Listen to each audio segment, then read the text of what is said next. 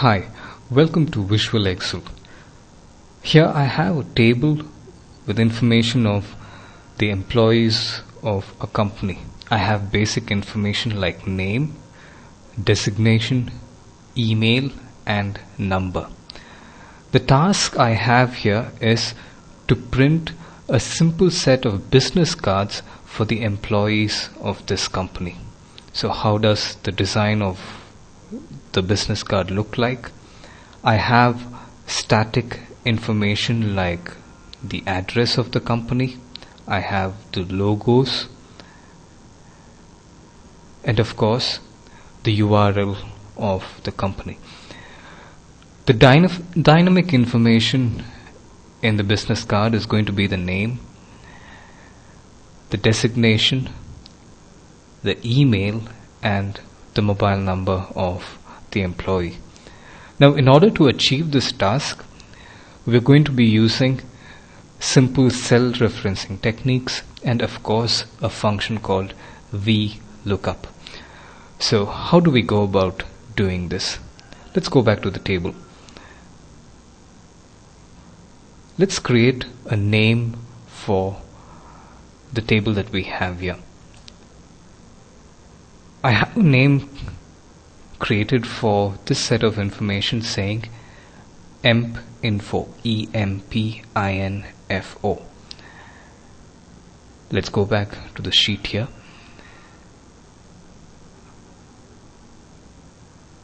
As you see, I have the list of the employees working in the company. Now, how did I achieve this? Let's go back to the sheet.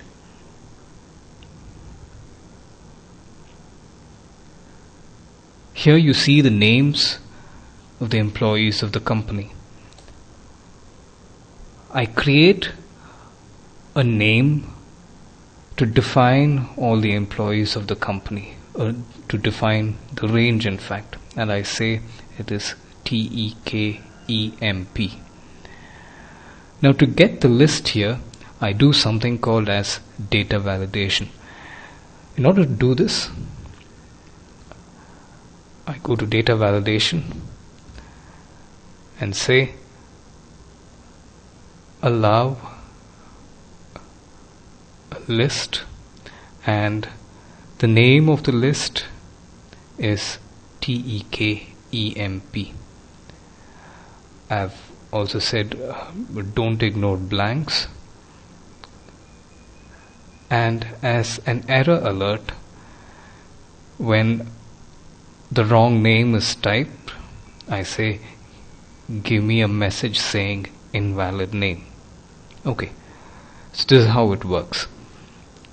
I go to the list and I select a particular name, Aaron Porter. Now as you see here, the designation has changed. I get Porter's email ID and of course his mobile number. And as you see here, you also get the information in the business card. Now, how did we do this? We've used a simple referencing, a lookup technique called VLOOKUP. Now have a look at this cell and the formula that is typed here.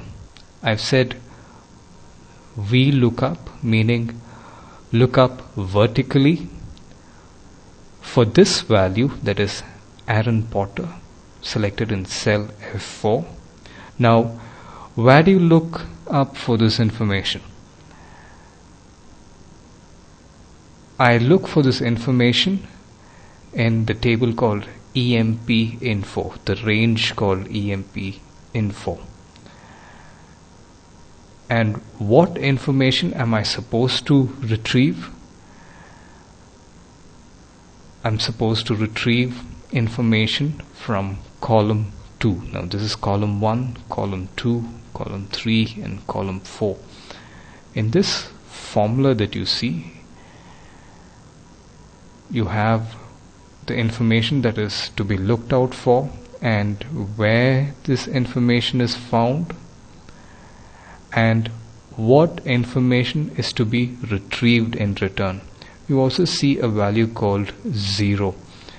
Now 0 would give you the accurate match, and if I say 1 there, it is going to give me an approximate match.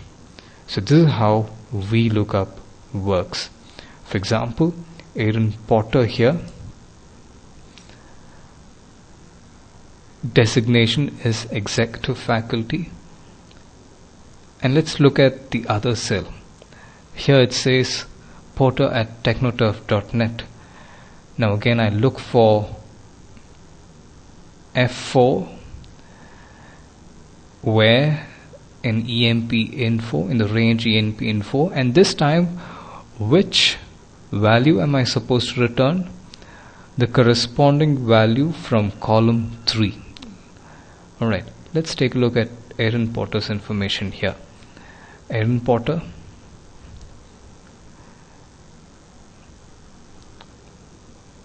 in column 2 the designation is executive faculty, and from column 3 it returns the email ID, that is Potter@technoturf.net, and from column 4 it returns the mobile number of Aaron Potter. Let's go back to the sheet here, and this is what we see. For the mobile number, we say VLOOKUP from F4, search in EMP info, and return the value in column 4, that is the mobile number. Now as I keep selecting the employee names here, you see that information in these business cards too keep changing. Now how did we achieve that? Simple. Now let's look at this cell over here. I've referenced this to F4. So as this keeps changing, the information in this cell too keeps changing. Now the next cell is executive faculty. I've referenced that to F5. Now this information, as I said earlier, is static. The mobile number, now how did I achieve this? I have mobile in inverted commas, and I use ampersand F7, so it returns the mobile number and displays the value like this. Email, I say in inverted commas email ampersand F6, that is this cell, ampersand, and I've used something called ampersand character 10. You must be wondering what that is about. In order to insert a line break in a cell, we use a character 10. Now this is how it happens. Let's say I say tree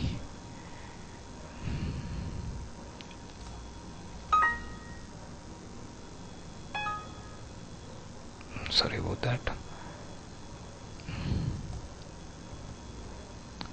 and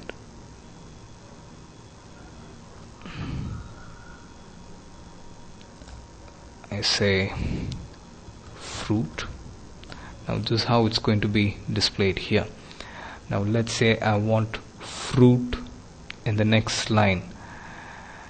I can say tree ampersand CHAR and 10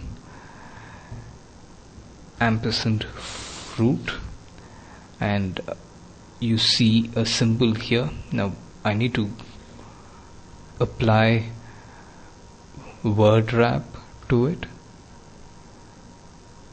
and I get fruit in the next line, meaning I've created a line break in this particular cell.